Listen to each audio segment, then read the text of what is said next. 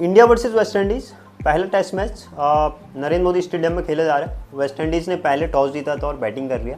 देखो ये वाली जो सीरीज़ है ना वेस्ट इंडीज़ के साथ, इसमें इतना कोई इंटरेस्ट जग नहीं रहा, क्योंकि एक तो वेस्ट इंडीज़ बड़ी हल्की टीम हो गई है। अब रिजल्ट भी पता है, क्योंकि ऑब्वियसली भारत के फेवर में ही आने वाला है। भारत की टीम स्ट्रॉन्ग है, तो ठीक है, देखते हैं क्या रिजल्ट आता है। लेकिन इसी के साइमल्टेनियसली एक और सीरीज चल रही है भारत और ऑस्ट्रेलिया की। ये अंडर 19 वाली सीरीज़ है, जिसमें भारतीय अंडर 19 टीम बहुत अच्छा परफॉर्म कर रही है। ये इंडिया टूर ऑफ ऑस्ट्रेलिया है, जिसमें 3 ODI और 2 टेस्ट मैचों की टोटल टूर है। 3 ODI तो खेल लिए हैं, भारत ने उनको एक तरफा जीत लिया, ठीक है। और उसके बाद एक टेस्ट मैच भी हो गया, वो भी भारत ने एक इनिंग से जीत लिया। अच्छा, इस सीरीज़ में ना फिर से एक प्लेयर जिस पे सबकी नज़रें जा रही है, वो है वैभव सूर्यवंशी। वैभव सूर्यवंशी आपने देखा होगा कि पिछले साल से बड़ा चर्चा में उसका नाम आया था, जब से उसका सिलेक्शन IPL में हुआ था। और IPL में उसकी इनिंग तो सभी ने देखी थी कि क्या फैंटास्टिक इनिंग उसने खेली थी, और उसी रिदम को कैरी ऑन उसने करा है इस ऑस्ट्रेलिया टूर पे। पहला ODI था, उसने 38 करे थे, बट स्ट्राइक रेट पे अगर आप नज़र मारोगे तो 172 का स्ट्राइक रेट था। दूसरा ODI 70 करे थे, इसमें भी उसने करीब 102 के स्ट्राइक रेट से रन मारे। तीसरा ODI थोड़ा सा हल्का रहा, उसका 16 रन मारे थे और स्ट्राइक रेट ऑब्वियसली कम हो गया था, 80 के आसपास उसका स्ट्राइक रेट था उसमें। लेकिन उसके बाद जो पहला टेस्ट मैच हुआ वो भारत ने एक तरफा जीता, एक इनिंग से जीत लिया था।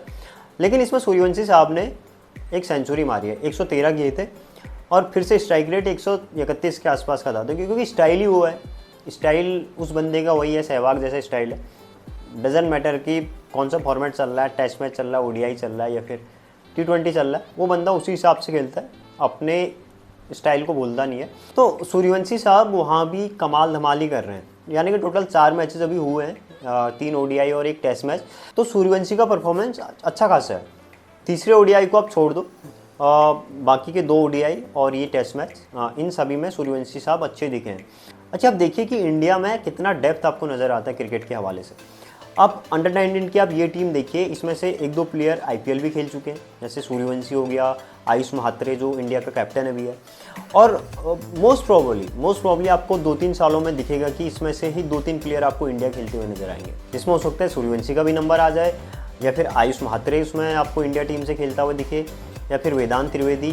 तो कोई भी प्लेयर, क्योंकि मैच्योरिटी इतनी ज़्यादा आपको इन प्लेयरों में दिखेगी कि आपको लगेगा कि हाँ, ये बंदा इंटरनेशनल खेलने के लिए आप तैयार हो चुका है, क्योंकि आपका डोमेस्टिक स्ट्रक्चर इतना बढ़िया है। और उसके बाद सबसे बड़ी बात जो इंडिया में क्रिकेट खेलने की है, वो है कि आपको ना क्राउड के बीच में खेलने की आदत हो जाती है। क्राउड के बीच में जब आप खेलने लगते हो तो आप कहीं ना कहीं वो जो क्राउड का प्रेशर है, वो आप उस प्रेशर को ऑब्जर्व करने की आपको आदत पड़ जाती है, आप सीख जाते हो।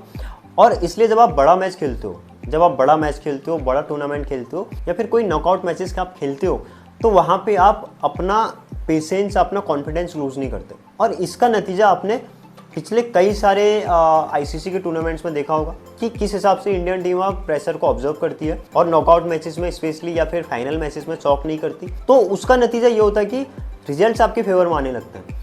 अब वो सारी चीज़ें क्यों हो पा रही हैं? क्योंकि आपका डोमेस्टिक स्ट्रक्चर अच्छा है, आपकी अंडर 19 की टीम मजबूत है, वो बाहर जाके टूर्नामेंट्स जीत पा रही है। तो कहीं ना कहीं एक मैच्योरिटी प्लेयर्स में इतनी आ जाती है कि फिर वो इंटरनेशनल में जब कदम रखता है तो वहाँ पे एक मैच्योर प्लेयर के तौर पे उभर के सामने आता है और अच्छा परफॉर्म करने लगता है। देखो, इंडिया के नज़रिए से ना अभी सारी चीज़ें बढ़िया चल रही हैं, इंडिया की जो टीम है, इंटरनेशनल टीम है, वो तो अच्छा कर ही रही है। इसके अलावा अंडर 19 टीम भी बहुत अच्छा कर रही है, वुमेंस वाली टीम भी अच्छा कर रही है।